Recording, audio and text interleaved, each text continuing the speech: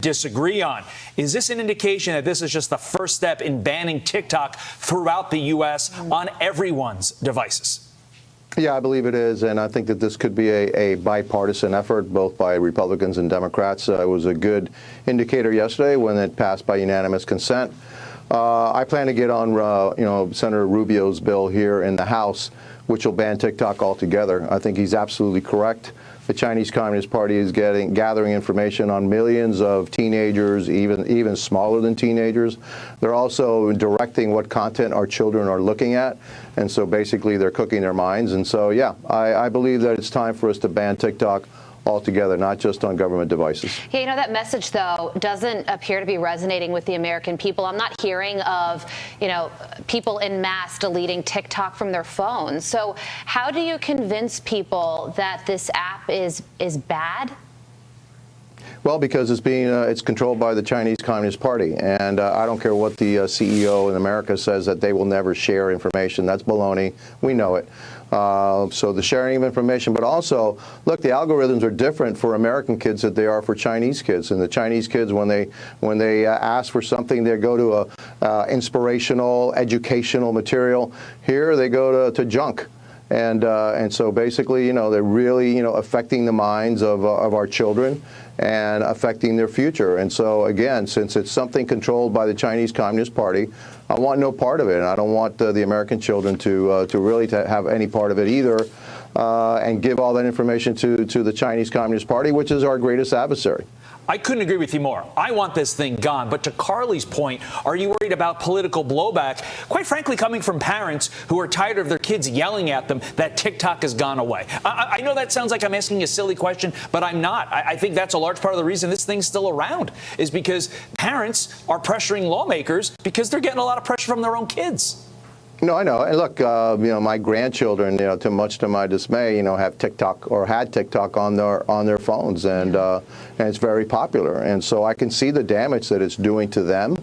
I see it firsthand. Political blowback. I'm not here to, talk about politics. I'm here to protect America. I'm here to make sure America remains the dominant economic military power, in the world. And I don't want to see a world where the Chinese Communist Party is now the dominant the dominant force in world affairs, affecting my children and my grandchildren's future. So, yeah, I'm willing to take that on anytime, anytime and twice on Sunday.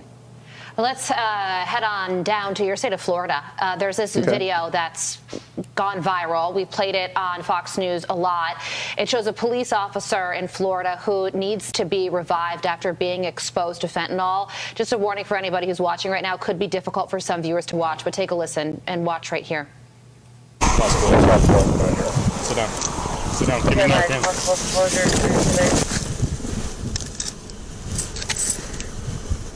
47. I see ODing. Narcan. Hey. Breathe. Come on, breathe. Hit her again. Rodney, she's not breathing. Hit her again. Thankfully, that officer is going to be okay. Her first day back to work will be tomorrow. I don't know why this happened to her, but I think she's done more to raise awareness on the dangers of fentanyl than just about anybody else. What do you think about this video? Well, look, I was a firefighter. I was also a paramedic, and I rode the streets of the city of Miami. And I can tell you that's classic overdose. But I can tell you what's not classic about it, that you had to hit her with about 3 or 4 different shots of Narcan. Usually when we gave Narcan, that was it, and the patient woke up. Took him to the hospital, everything was going to be okay. That it took more than 1 shot of Narcan shows you how strong this is. It shows you also, we got 80,000 Americans dying of overdoses every single year. That's more than 200 a day, being fed and funneled through by the Mexican cartels down in Mexico. It's part of the problem that we have the southern border. This president does absolutely nothing about it. Could you imagine if we had a terrorist group come in here and kill 200 Americans every single day? Well, that's exactly what's happening, and the Biden administration does nothing, actually making it worse now with the end of Title 42. We're going to have 14,000 immigrants flowing through the southern border, over 400,000 a month.